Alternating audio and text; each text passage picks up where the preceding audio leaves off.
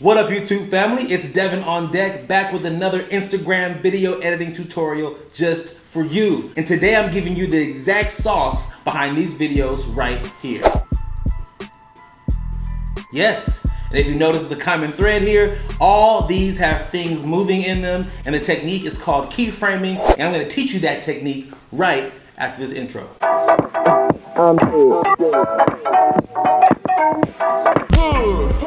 Welcome back to DevanOnTech, where I give you how-tos and creative talk. And in today's video, I'm giving you the exact method I use to move elements around the screen. But first, if you haven't subbed to this channel yet, I would greatly appreciate it. If you're new to this channel, it's all good, because I'm new to YouTube. I first got my start on the gram, my friend. And that's my domain. I'm the fashion guy who makes anime-inspired videos, and that's kind of where this part of my channel was born. I tell y'all exactly how to edit things, as well as give you the strategy so you can be more effective on social media. So if that sounds good to you, hit that subscribe button, please. And if you've already subbed to my channel, press that bell icon, and you get a notification every time I drop a video. Okay, now let me start by saying this. Now, if you're already a part of Team on Deck, if you've been following this channel for a while, practicing tutorials, you've worked your way up to this place and you are now ready for this video. However, if you're new to this channel, if you've never seen any of my editing video or tutorials before, I strongly suggest you watch them. I left a few essentials in the description, okay? It's like 2 or 3 down there that you need to learn first foundationally before you can do this. Or you can just tap this thing I'm gonna have slide out right here. Go ahead and tap it and watch the first 3 or 2 videos on Instagram edits, and it'll help you out tremendously, okay? I'm not gonna go back and explain a whole bunch of small stuff. I'm gonna jump right into it, so put on your seatbelt. So with that being said, for this walkthrough, you only need 3 things, okay? 1 is Photoshop, obviously. 2 is a pre-shot photo or video, and 3 is an element to move around. The element I'm choosing is a little Pikachu, okay? If you're wondering where I got this Pikachu from, I literally Googled it, got a GIF, and deposited it into a video. If you want to know how to do that, I'll have another card slide out for you. It's another quick video on how to embed GIFs and graphics you find online and make your videos better. So not only am I going to teach you how to help you kind of keep things tracked, kind of motion track a little bit and keep Pikachu on your hand or whatever you want to choose as your item, I'm going to also teach you how to take it from point A to point B. Also change the speed of how fast you take it to that point, and how to change the size, make it a little bit bigger or maybe a little bit smaller, then also do like some rotation stuff too. Now we're gonna go over to Photoshop and I'm gonna show you exactly how I made that happen. Okay, so when you set your file up in Photoshop, you wanna have this exact layering, okay? You wanna have your photo or video in the background. You don't have to have both like me. Obviously, I'm doing this because I'm showing you the example of both, but just pick one to start out with. And then you wanna have your moving element, whatever you're gonna have move on top, okay? In this case, it's a Pikachu GIF, as you know. You wanna right-click this top layer on the right side and make sure you select Convert to Smart Objects. That'll prep it for keyframing. Next, you wanna come down to the timeline and right-click it, once again, the same layer. And then you wanna choose the motion. And for this example, we're gonna choose a pan, okay? A simple pan. So you wanna uncheck this box, okay? Do not leave this box checked. If you do, it'll blow up Pikachu really big, or whatever your element is here, big to fill the entire canvas. You do not want that. You want it to stay the same size, so uncheck this box, okay? And then this will choose the direction of your pan. So if you want the pan to go up and to the left, if you want him to go from here up to here, then that's what you're gonna do. So we're gonna point it up that way, and then press enter in your keyboard.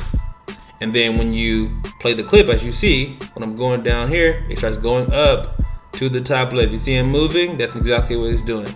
Now, if you want to get a closer look at this, you're gonna hit the little arrow next to the name here on the timeline, and you'll be able to see these 2 points. So these 2 points are the beginning point and the end point of the transformative keyframed properties.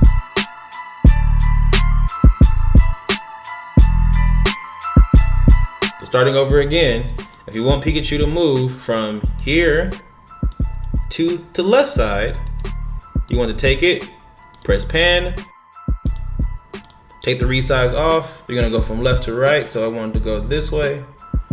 And he's gonna do it really slowly. And on top of that, he probably isn't going super far, exactly. So I want him to go to the other side of the screen. So if I get down here and he's only this far, that means I gotta make sure this point is not programmed to take him all the way to the other side. Say, okay, Devin, I want him to teleport this way really fast. Okay, then we just move these points hella close together. And now I press play, and then much faster, okay? You can play with this as much as you want to. Like I said, if you want to just take it a little further, put another point on there so you have them just bouncing around the frame. Have them bounce around again, down here, here. One more, I'll make another point for you just so you can play around with it. And then here, put them right in the middle, okay? Cool. So when you play it back, he'll just kind of bounce around like a little maniac. Here we go.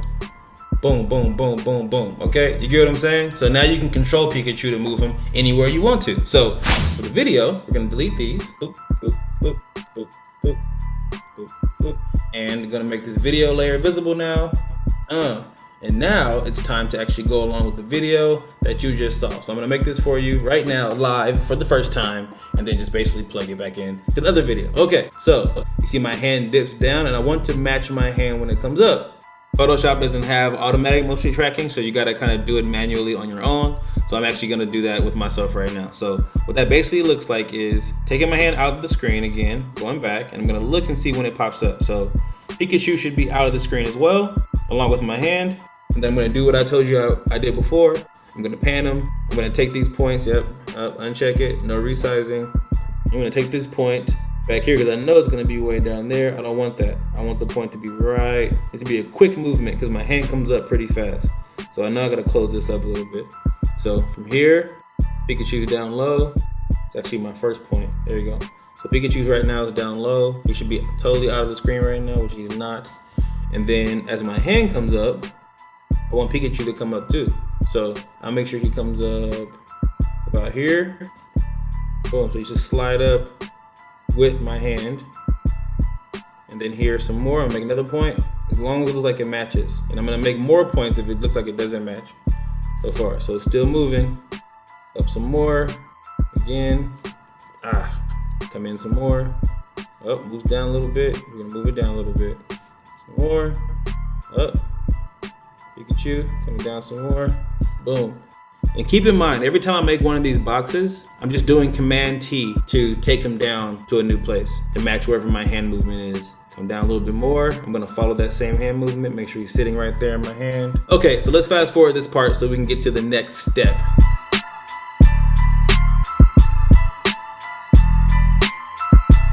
Whew, okay, so let's go ahead and watch it. As you can see, I've kind of tracked Pikachu from the beginning. Let's press play and look at how it looks. Oh, he's on my hand. Yep, still sticking. So every single point that my hand moved, I had to try to make Pikachu stick on my hand as much as possible. Now I have it up to the point where Pikachu is just sticking to my hand. Then I throw Pikachu, and I have to make it land on point B. So here we go, like up out of there.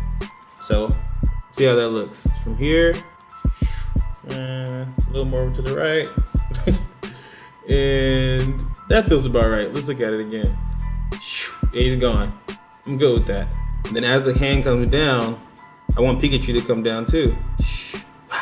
Just like that. It needs to be right there. So I'm gonna have him drop down like a little parachuter into the hand right here. Hopefully that looks right. Let's find out. Point A to point B. Caught him. Looks about right. But as you can see, like as soon as I catch him, I'm moving again because humans move. So after I catch him, I move to the right a little bit. I'm gonna move him over a little bit. Same thing I did before. Okay, so let me fast forward this part, and then next we're gonna go into resizing your element.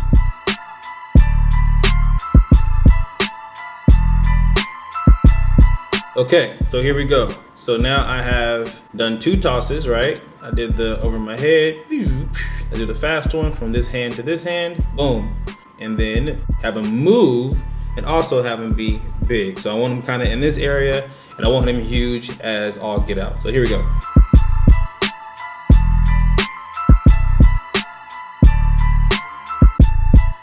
Then as my eyes change direction, we can come back in here now. I change direction, he's gonna go right onto my shoulder and also smaller. Pikachu should go from being normal sized, right? When I throw him, to big and small on my shoulder. There we have it. And he kind of just sits there, and then I have to kind of have him track on my shoulder. I'm gonna fast forward the tracking the shoulder part too, and then we'll get to rotating, and then that'll be it.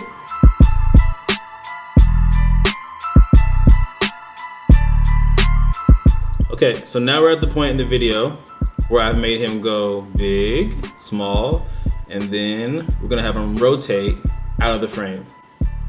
Back to his original size. And my fingers go this way, so I want Pikachu to go this way. So we'll go about here and about here. I like that there. Okay, cool. And then for this next point, put it like maybe like right here. Rotate him again.